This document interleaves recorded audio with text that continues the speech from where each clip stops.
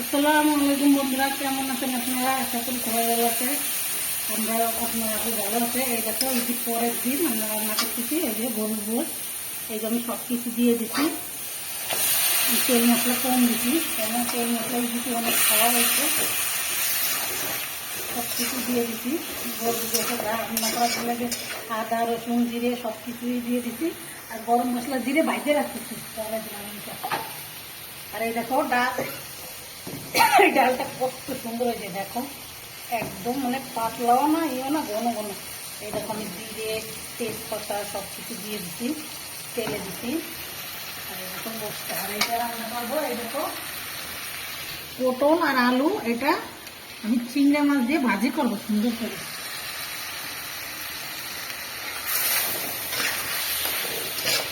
এরা পানি দিয়ে দেবো একটু,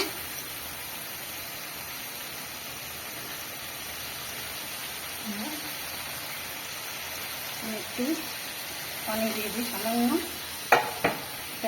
ভালো করে নাড়াচাড়া দিয়ে নিই, তারপর কষায় পানি দিয়ে নিই।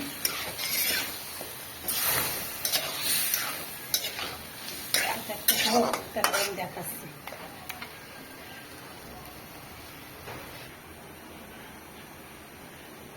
পানিটা টেনে গেছে, এবার জলের পানি দেবো। আর বন্ধুরা আরেকটা কথা আপনাদের বলতে ভুলে গেছি, এই দেখো এটা ভর্তার আলু ভর্তা দিচ্ছে, আপনার ভাই খাবে। এই যে ঝাল আর এই যে ভর্তা মাখাবো, এটা আমাদের দেখাবেনি।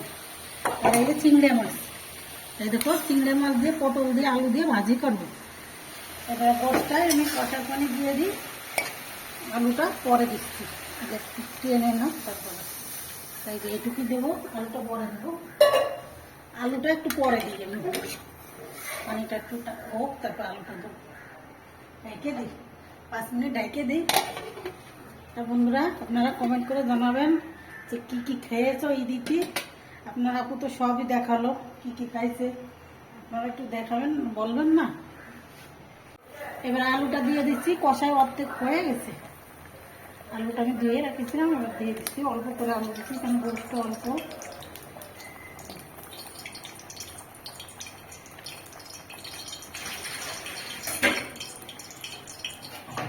এবার রেখে দেবো ভালো করে, গলে যাবে একদম কষা। এই যে অর্ধেক গলে গেছে কষায় ফেলে, ওই সময় দিয়ে দিচ্ছি।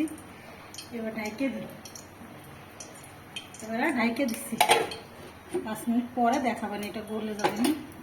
এবার আমি পটলটা ভেজে নেবো, এই চিংড়ি মাছটা ভেজে নিই। বিসমিল্লাহ, চিংড়ি মাছটা দিয়ে দিচ্ছি। আরও বাড়িতে আমি একদিন নারকেলের দুধ দিয়ে রান্না করবো। আমি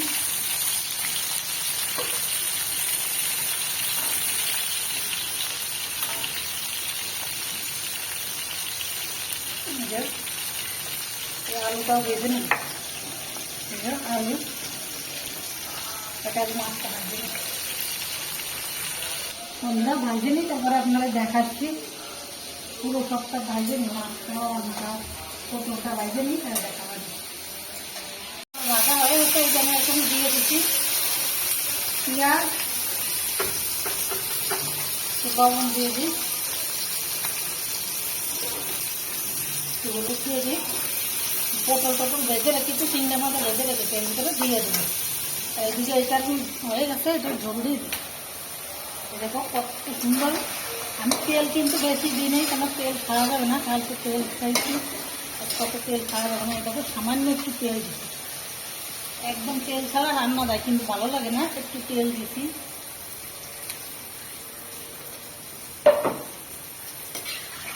নিজের কাছেই তেল আমি বেশি খাই, কিনা নিজের কাছেই মনে হচ্ছে কিরকম তেল খাবো না, তারপরে একটু না দিলে হয় না, তাই একটু দিচ্ছি। এবারে এই যে জলের পানি দিয়ে দিচ্ছি, এবার ডাইকে দিচ্ছি।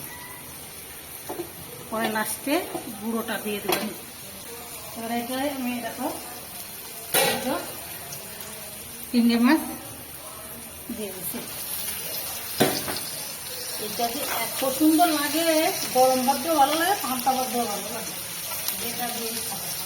এই জন্য এটা আমি আজকে আবার রান্না করবো, আমার কাছে খুব সুন্দর লাগে। এই জন্য আমি এটা আবার আজকে ভাজেছি।